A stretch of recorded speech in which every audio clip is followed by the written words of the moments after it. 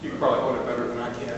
Congressman, thank you for holding this. I appreciate your candor. I am one of your constituents from Little Rock in the 2nd District, so I'm very interested in what you have to say. I've been in corporate life for 38 years. I'm about to retire. I know how corporate insurance works. I've been in multinational locations. And I know that the public options in the UK and Europe, et cetera, are not very good. Most people...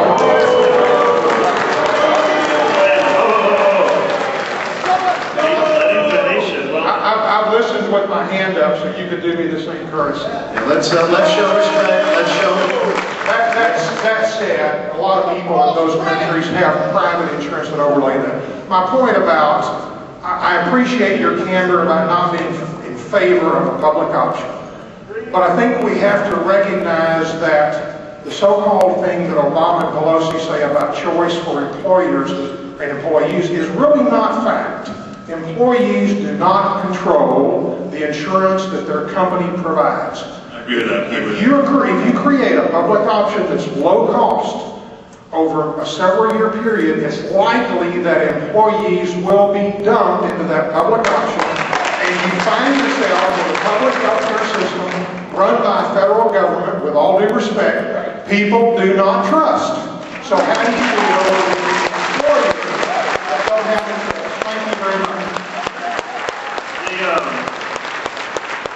Just a couple of quick things. First of all, there have been a fair number of comparisons comparing what any of the proposals are in the Senate or the House to what's going on in Canada or England, which are single-payer systems. And as you know, there are private insurance overlaid on that, mostly by more wealthy people.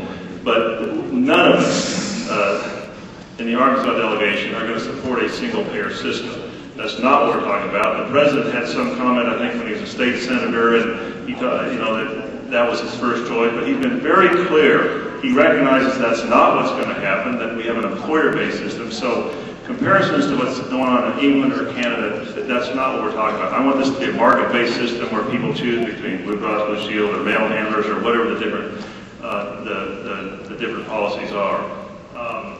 What was the second part of your question there? District money. I guess the point is... Oh, I'm sorry, I got it. I'm back on track. You reminded me when you stood up.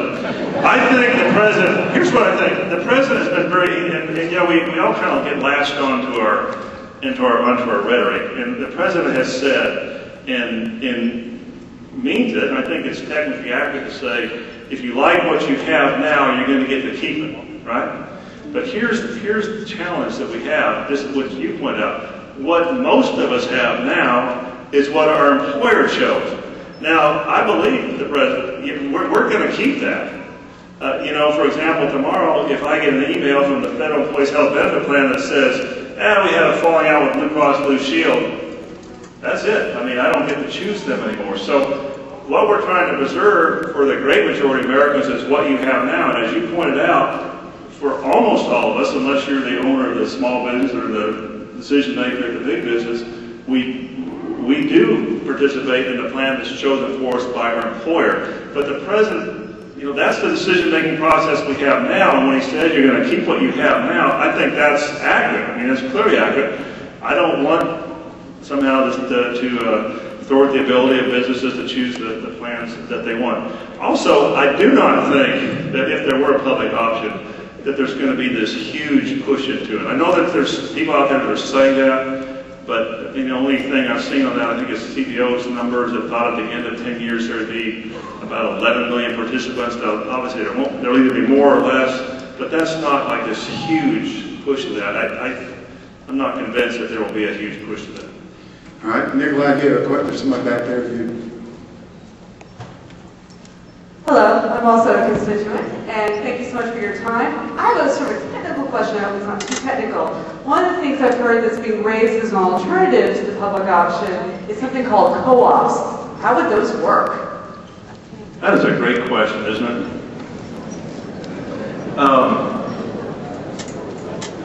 I don't know.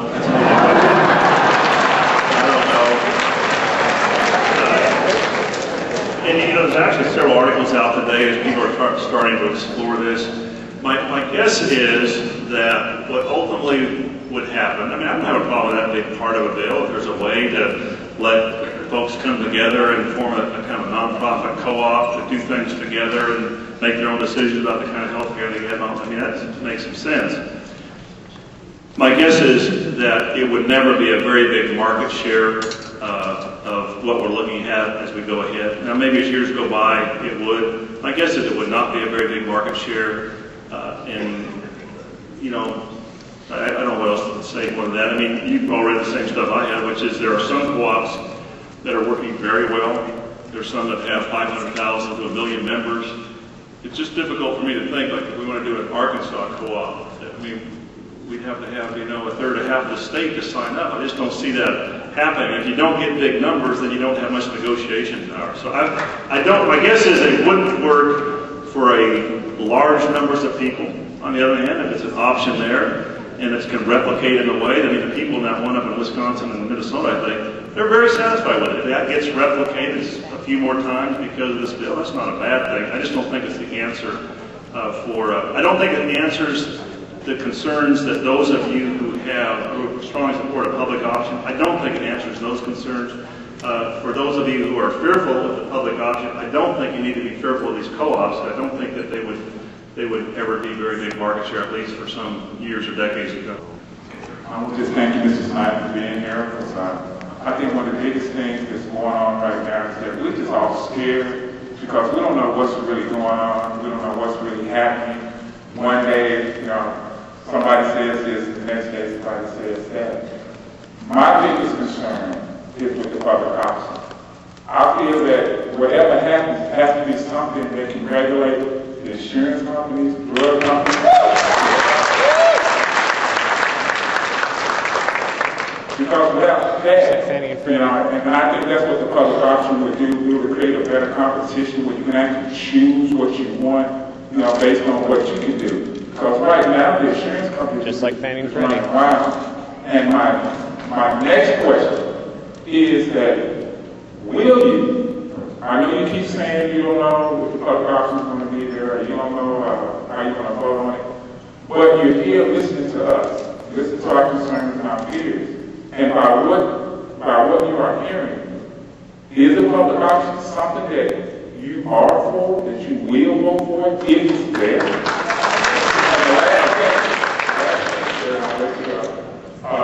I know everybody talks about the government being involved and healthcare being involved in this situation, but to me, is it Medicaid, Medicare, government non-profit?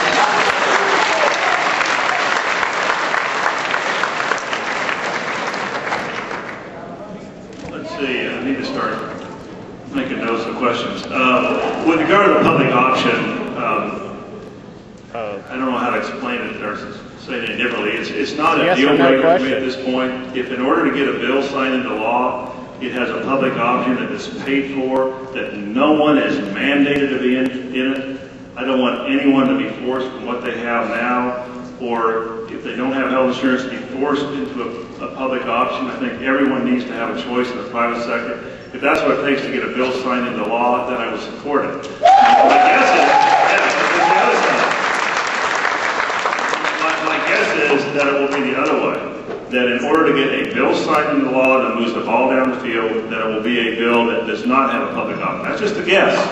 And I would support that too. If everybody in this room will agree one way or the other, then that will solve my challenge. But I don't see that happening, so we're going to continue to have these discussions about it. Another key factor, Mike Ross has been a big proponent of this, and I give him a lot of credit for this, is that he has to make sure that the public option is paid for. I mean, it has the same amount of money that they don't have an unfair advantage. I mean, that's part of the fairness of it. If there's anything else that he said that I want to respond to. Medicaid, Medicare.